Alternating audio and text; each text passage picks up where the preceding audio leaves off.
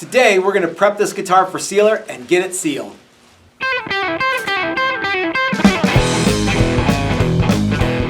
Hey everybody, this is Matt and we're at Texas Toast Guitars. Thanks for watching. Today we're going to get this guitar body prepped for sealer and we're going to squirt sealer all over it. So in the last video we got the neck set in, we got everything sanded to 220. Now we are going to mask off everything that doesn't get sealer and then set off a sealer bomb in the spray booth, and this is going to get perfectly covered with Simtec EZ Sanding Sealer. But first we have to do a little bit of masking. So I'm just going to jump right in because, well, I've got a lot of work to do because Chris is going to let me spray sealer. All right, so like I was saying, we need to mask off everything that doesn't get sealer. That is going to be the fretboard because everything else will get sealer. So I got some blue tape here and I'm going to work it tight over the frets and stick it down to the fretboard because sealer on the fretboard is a real pain, and you're gonna get some on there anyway, no matter what. But I like to go the extra mile and really stick this stuff down on the ends.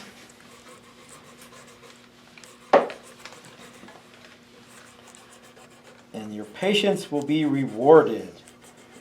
Not like in the afterlife or anything, but like just, you know, your guitar will be nicer.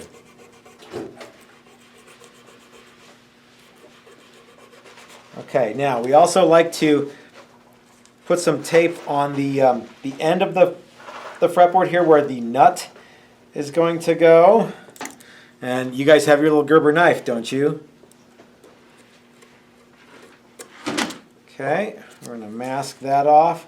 And then we're going to come down and do the other side, and we're going to let the tape overhang the fretboard, and we're going to trim that off rather than attempt to get it exactly right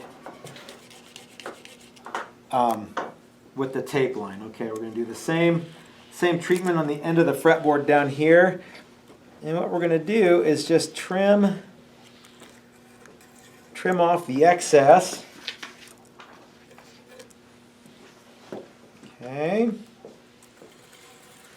Are you guys excited to see me in my white Tyvek suit? I know I'm excited to wear it. I don't wear it very often these days. Sometimes I like to just wear it around the house because it's really comfortable. Okay. See, we're almost done. Get rid of this. Come on now.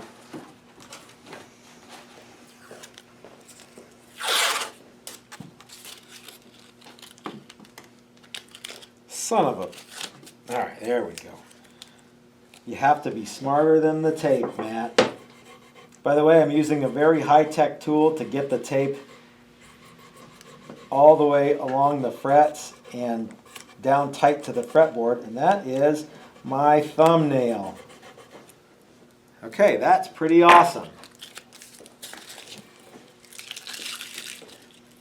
Because this is getting metal flake, I want to mask off the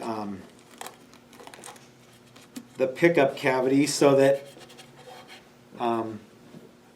we know what it's going to be, and I also want to mask off this pickup cavity so we remember that it is in fact 24 3/4 and 10-inch radius, and what the serial number is. I will actually put some paper towels into the cavities here because I like for there to not be a bunch of paint and stuff. So yeah, well, we'll do that later. We will need to put a hook in here so that it can go in the paint stand, as well as a hook in the back so that we can hang it once the paint is dry. So am I to do that now, Chris? The paper towel? Do whatever you want, man. Well, okay. It's all up to you. Let's just do that now. There's a drill, too. All right, so we're just going to kind of jam some paper towels in here. And that's going to keep sealer from getting on the wood, which I think is a cool thing. Okay, there we go. Chris was good enough to get me one of these hooks. We had these made custom for us. This is just a piece of conduit that's been bent to into a 90, and we had some pieces grafted onto the end here. This will get put onto our paint stand, and it will give us it will give us the ability to hold the guitar when we are not, when it's covered with paint. See, we can pick it up just like this. And then we'll need a place, some way to hang it. So we're going to hang it from the hook back here that I have to drill a hole for. This is the hook we're going to use.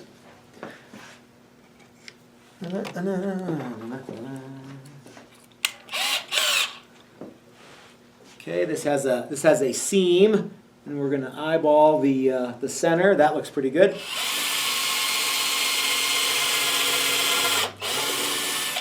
This hole will, by the way, become the rear strap button eventually. So I'm not worried about the hole being there, because we very cunningly are going to reuse the hole. All right, that looks pretty good. I've got just a few more things I want to look at before we're ready for sealer, and then we'll go to the paint booth. So it's about time to glove up, because we have to mix sealer and go in and squirt a bunch of it all over these guitars. Now there's a bunch of guitars in the booth, so I'm going to mix up a big batch of sealer. But first, I need to reassemble the gun. The reason I need to reassemble the gun is we store it in a cup full of lacquer thinner. Well, we store all the parts in a cup full of lacquer thinner, so we don't have to spend a bunch of time swabbing it out. And it just stays cleaner longer. Okay? So I got to get all the parts out of here, and then we'll reassemble the gun. Then we'll mix up some lacquer thinner. Then we'll mix up some sealer, and we'll get to spraying it. I hate reaching into the cup to get it, because it kind of helps disintegrate the gloves that I'm wearing when you do.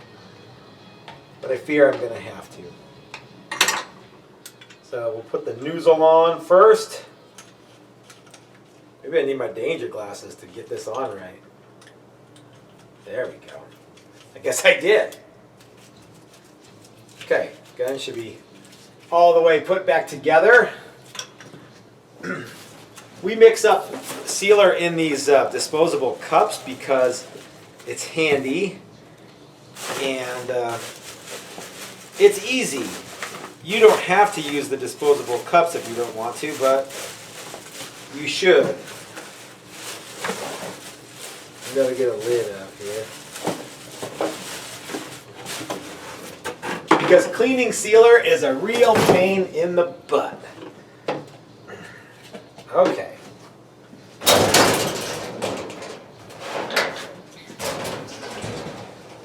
So we're going to be using the Simtec EZ Sanding Sealer. This is 2850. It's a two-part hardening, catalyzing product that sands easily, hence the name EZ Sanding Sealer. And like I said, I'm going to mix up a pretty big batch of this stuff because I got a bunch of guitars to shoot. Okay, so that's the resin, and of course it smells wonderful.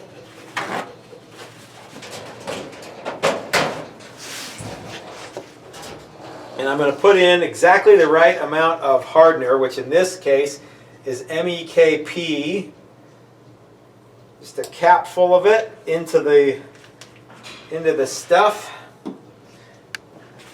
And then I'm going to mix it up because I often forget. Well, I don't often, but I have forgotten to put the hardener in, and I have forgotten to stir even though I've put it in. So I try to remember to do that, because if you don't do that, well, you can have issues. Okay? All right. That looks good. These caps just sort of go on here. That looks fine. Man, I'm already covered with crap. I don't even have my suit on yet. So the gun has a quick attach apparatus. Come on now. And it just kind of goes on and locks onto the cup like that. And if you turn it upside down, it doesn't gush all over the place. All right, that looks good. Okay, it's time to suit up because this stuff is really sticky and it gets everywhere, so you want to wear a protective suit. And the upside to wearing a protective suit is that you look cool. So, everyone thinks you're making math, when actually you're making guitars. Whoa.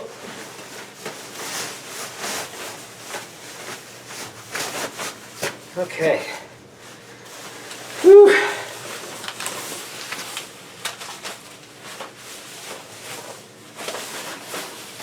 Okay, don't forget to remove your danger glasses before you spray paint, because if you don't, they're going to get covered with paint. All right. Don't forget your mask. And you should probably have a set of gloves on too, because you just should. All right.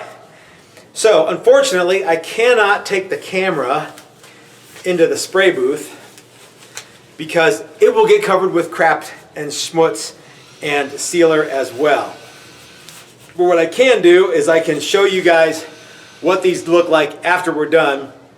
Basically, we're just going to spray this sealer all over the wood, and then tomorrow we're going to have a look at them. We're going to sand them back, and then if they need more sealer, we'll apply more sealer, and if they're ready for paint, then we'll be ready for paint. So I'm going to go into the spray booth. Brandon's going to hit the fan, and when we see you next, which will be in just a few seconds for you, you'll be able to see what the guitars look like with sealer on them. Sound good? Hey everybody, it's Chris. And Matt's turned this project over to me, so I'm going to show you how to sand sealer. Last time you watched Matt sand and it was really boring. And I can guarantee my sanding is just as boring, maybe even more boring. Boringer, I'm going to go with more boring. So this guitar has had 2 rounds of our Simtec sealer. We shoot one in the morning, one in the afternoon, about 3-4 hours apart. The idea there is that you let the sealer soak into the wood and start getting hard, and that way the next layers will lay on top and not keep soaking in. You could sit there and spray and spray and spray over and over, and it's just going to keep soaking in. So we stop, let it dry, and then do another sealer coat. But we also know that that's not going to be enough sealer, so all we need to do with this is knock it back a little bit and get it ready for the next round. So we're going to use some 220 paper and our orbital sander, and the first thing I'm going to do is I'm going to clean off my work surface. Do you want an air hose? No. Air hoses for sucks. If I leave that part in there, that guy's going to think we're talking directly to him. We might be. Who knows? Maybe we are. So this mat is actually something that our buddy Doug Cook set us up with, and it is Jeep Dashboard. The company that he works for molds this onto the base on Jeep dashboards, and then they paint it the color. I think that's what they do with it. And it's all clean, and it's still gritty. It's just the way it is, and it's not going to hurt anything. So we're going to sand this all with 220, and that's all we're going to sand it with. A lot of people think that if they sand to a higher grit, they're doing a better job, and you're not. You got to give the next sealer coat something to stick to, something to grip onto. So we're just going to sand it to 220 just like we did the raw wood. Okay?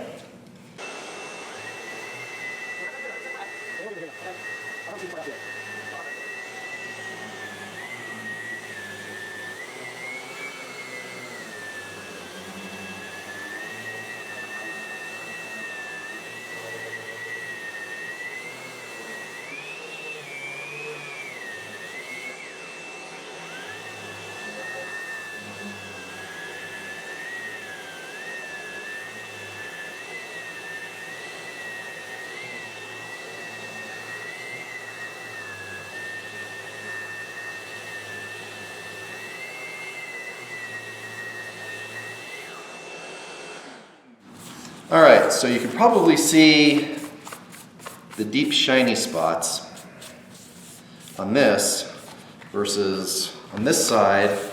It's almost completely sealed up, and that's because the maple is a harder wood and it doesn't have as many open pores, and the sealer doesn't soak in as much. But on this mahogany, it soaks in quite a bit. And we could sand and sand and sand and probably start sanding into wood again before we get that out. So that's why we give it a second or a third and fourth coat of the Simtec sealer. As you can see, we grind most of it off. So when you're doing it, you can hand sand it, you can orbital sand it. You'll start to get a feel for when you've sanded enough or not enough. You try to not sand all the way through, just because it's good practice. If you did, it wouldn't be a big deal at this point, but in the next rounds, you don't want to sand all the way through because then you got to put more sealer on it. So now I'm going to do the edges. You can do the edges with a block and sandpaper, but since I'm a professional, I'm going to do it with the orbital.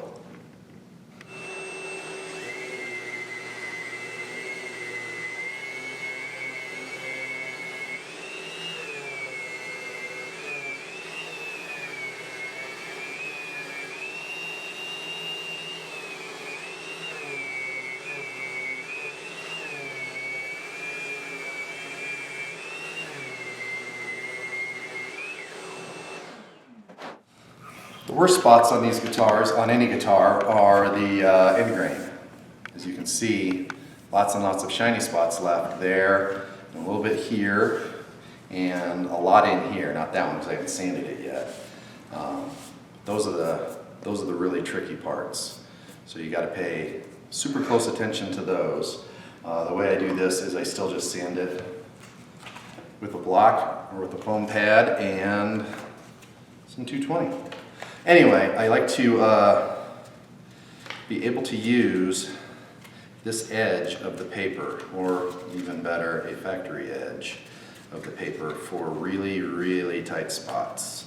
Like if I wanted to get in there really well, but not sand the neck, I could do something like that. That's another tricky spot that I always look at. And then I can also use that same thing here without digging a hole here, like if I sanded with sandpaper. And you wouldn't even see that ridge there until you put clear on it, and you'd be all bummed out. So you gotta be careful. The sanding sealer sands really nice, but it sands really easy too, so you gotta be careful not to sand what you don't want to sand. And I want to know why it's always the trickiest parts on a guitar that are the spots that need the most sanding seemingly. It doesn't seem fair. Or they need the most burst. That's where they need the most burst, yeah. But burst won't cover up pinholes, unfortunately. And this is the spot that if you think you won't see it when you're playing, you're wrong. You'll see it every time, at least I see it. So you gotta make sure and get it. Really, really get it. Okay, now we can sand the neck. And we can sand it with a block, but being the professional I am, and wanting to get this done, I'm gonna use the orbital again. And the orbital can actually be, it doesn't have to just be like a ham-fisted tool. You can actually go fairly light with it and be fairly precision, I think.